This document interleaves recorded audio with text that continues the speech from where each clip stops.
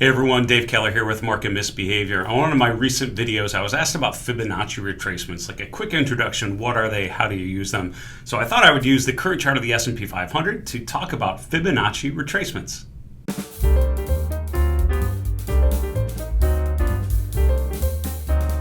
So the Fibonacci sequence and the Fibonacci retracement levels are something that are used commonly by traders and investors to identify potential support and resistance levels. Now, Fibonacci numbers actually come from mathematics.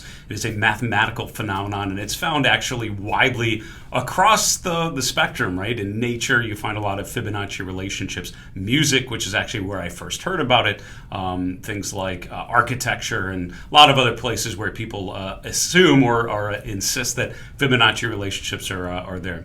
When it comes to financial analysis, what I was taught and what I've learned to use is that Fibonacci retracements are really helpful once you've established a range. When a market has made a peak and a valley, or a valley and then a peak, and you're now retracing within those two extremes, Fibonacci analysis can help you identify potential support and resistance levels. We'll look here at a chart of the S&P 500 in a moment and apply those Fibonacci relationships, see how they line up with some other traditional methodologies. Before we get to that chart, if you like this sort of thinking about technical analysis, investor psychology, and behavioral finance, won't you subscribe to my channel? Also, give the video a like if you appreciate it. We would super appreciate that back. Put a comment below. Do you think the next 5% move in the S&P 500 is higher or lower, and why? Let's look at my chart of the S&P 500 here. Now, I actually used this yesterday on my show on StockCharts TV because I took a fresh look at the S&P chart, basically cleared everything off because I tend to have a lot of lines and stuff going on my charts, and just said what jumps out at me, right, as I'm analyzing this chart with fresh eyes. And a couple things that I identified were the trend line off of the lows in October and March, and just thinking of that as a nice upward trajectory tracking this overall move in the market.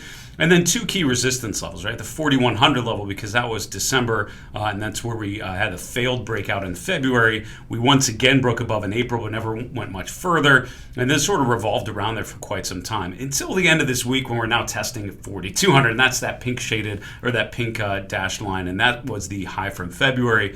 And my thought in general is until we can get above 4,200, I feel like this market may have reached its exhaustion point. But if you think about it, when you go back to January of 2022 down to October of 2022, it fits sort of that big range idea that I mentioned in the introduction, right? A peak and a valley, and now we're retracing between those two. So here's how you apply Fibonacci retracements. Every charting platform has kind of a different way to do it. On StockCharts, you click Annotate, and you click Fibonacci retracement, or in the StockCharts ACP, you click on the palette on the left column. And what you do is basically pick the high point and then pick the low point. Now, I'm often asked, how do you select what points to use? And this is where, to be honest with you, it's dependent on a couple different things. Number one, your time frame. So I'm using about a 2-year daily chart, a little less than that, just to focus in on the markets in 2022 and 2023.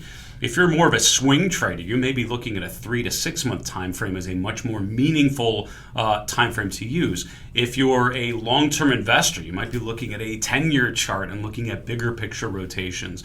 I found this is sort of my starting point. A 2-year daily chart is where I usually start my analysis, and then I look shorter and longer as a way to complement my main analysis on the time frame I'm looking at, which is usually 1 to 3 months down the road.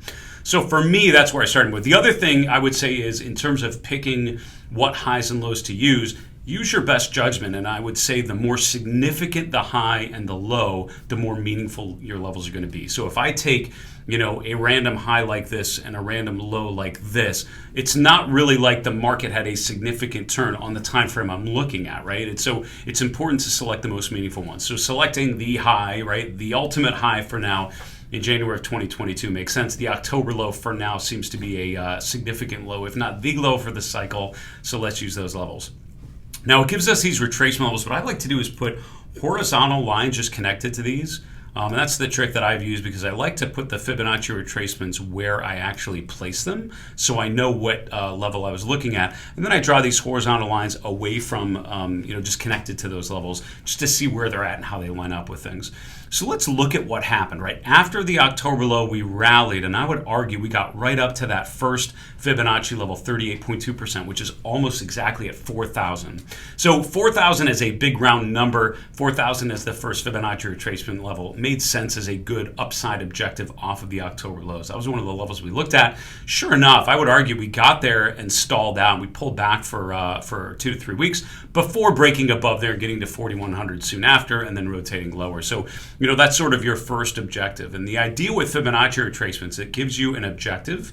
If we break through them, then you go to the next objective, right? So if we get above 4,000, which we did, then that says, all right, next upside objective around 41.55. That would be a 50% retracement of this overall range. You can see that is pretty much where we traded up to in February. We traded briefly above there, but then came back down.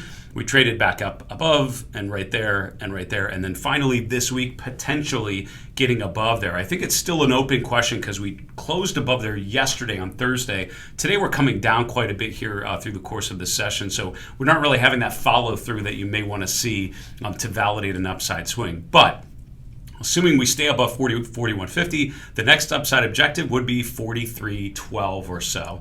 Look at how closely that lines up with the August high. We've been talking about 4,300 for quite some time, just keying in on that level. Isn't it interesting that that also is a 61.8% retracement of the way all the way back up from the October low of last year to the January low, the January high, the ultimate high for the S&P 500.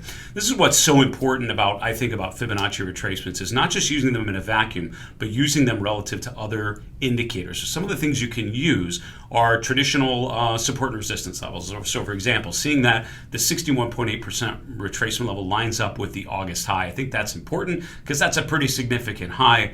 And so that would be a reasonable upside objective for this market if we go any further than we did so far this week. Second thing would be things like moving averages, right? You can see that the 200-day moving average is rotating higher, and it's pretty close to that 4,000 level. So if we would sell off from here, that might be a reasonable downside objective because it's a Fibonacci level. Also, the 200-day moving average also lines up with the trend line off of the lows. So you actually have a sort of trifecta of support, which tells me if we do stall out and roll over going into next week, let's say this debt ceiling crisis heats up, that would be a really reasonable downside objective, sort of that 39.75 to 4,000 level from 3 different metrics all focusing in there.